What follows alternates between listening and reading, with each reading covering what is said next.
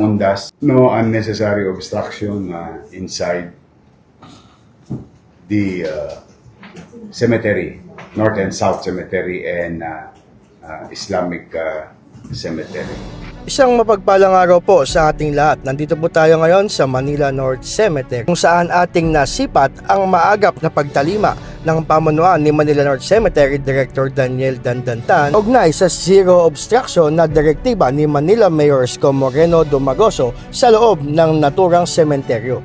Mga manininda ng bulaklak na dati ay nasa tabing kalsada ay nagkaroon na ng designated vending area sa harap ng columbari sa nasabing himlayan. Ayon kay Director Daniel Tan, simula sa October 29 ay hindi na maaaring pumasok ang mga sasakyan upang magbigay daan sa mga maagang dadalaw sa nasabing himlayan.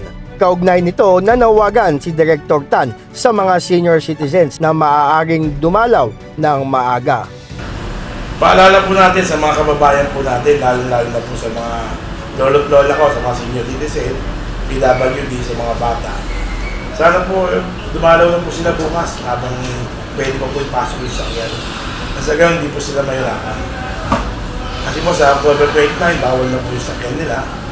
Ito po yung isa po mahirap na malayo yung lalakad nila. Pero meron po kaming, may libre po kaming e-trike dito sa October 29, 30, and 31. Then sa November 1 and 2 po, meron po kaming 100 na wheelchair na pwede po para sa mga pinapalibig. Sa ating paglilibot sa Manila North Cemetery ay naispatan natin ang maagap na paglalatag ng Police Assistance Desk ng Manila Police District, partikular na ng MPD Station 3 Blumentritt PCP ni Police Captain Ferdinand Cayabyab. Sinipat din ito ang kanilang tactical motorcycle riding unit, patuloy ang area monitoring at patrolling sa loob ng nasabing sementeryo. Ating napag-alaman kay Director Tan na ngayong October 27, 2025 ang huling araw ng paglilinis ng puntod sa loob ng sementeryo. Sa isang panayam kay Director Tan, ibinahagi nito ang mga challenge na kanilang kinaharap, gayon din ang mga pagbabagong kanilang ipinatupad sa loob ng naturang sementeryo. Karamihan po yung mga ibuntod po nila, nalagyan po ng dumi ng mga katabing puntod. Mga naglilinis, iba nilalagay sa kabila, sa tabing puntod. Yun po yung karamihan na nagiging problema po. Opo. Opo, tapos iba naman nawawala, hindi na mahanap po yung puntod nila. Eh, sinasabi nga natin sa kanila, meron po tayong website. ManilaNorthCemetery.ph. Meron po tayong website, makita po natin. Naka-live po tayo, may live stream din po tayo. Mas madali po nila makita yung mga mahal nila sa buhay. Pag pinindot lang po nila, for example, Juan de la Cruz. Lalabas po yung section, tsaka yung grade po. Then pagka pinindot mo, lalabas po yung map. Tinuturo na po sa inyo lugar na yan.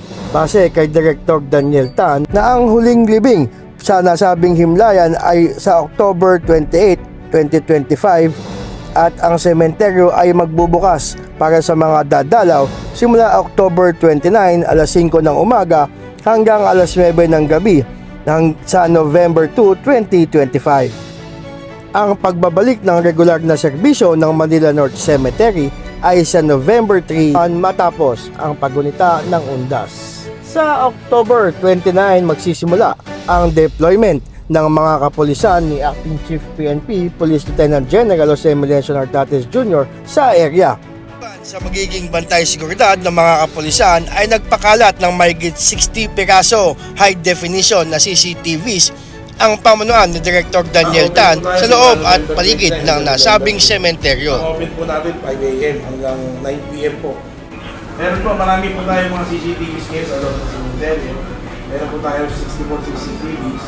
Meron din po tayong yung mga PTC po, yung mga IP camera po na pwede po natin na ma-zoom na kahit na lang lalo. At para sa safety po ng mga tao po natin. Iban dito, maging ang columbari ay malaki ang pagbabago dahil bawat palapag nito ay air condition kaya't ipinagbabawal muna ang pagtirik ng kandila. Ilang araw bago magundas ay kapansin-pansin ang katiwasayan at kalinisan sa loob at labas ng nasabing sementeryo dahil na rin sa maagap na paghahanda at preparasyon ng pamunuan ni Manila North Cemetery Director Daniel Dandantan. Naispatan din natin ang mga tauhan ng Manila Engineering at Manila City Electrical sa kanilang pagkakabit ng mga streetlights sa loob ng naturang himlayan. Tala, nagpaalala si Director Daniel Tan patungkol sa mga ipinagbabawal na kagamitan pagtutungo sa loob ng nasabing sementeryo. Binigyan po natin sila ng staff na para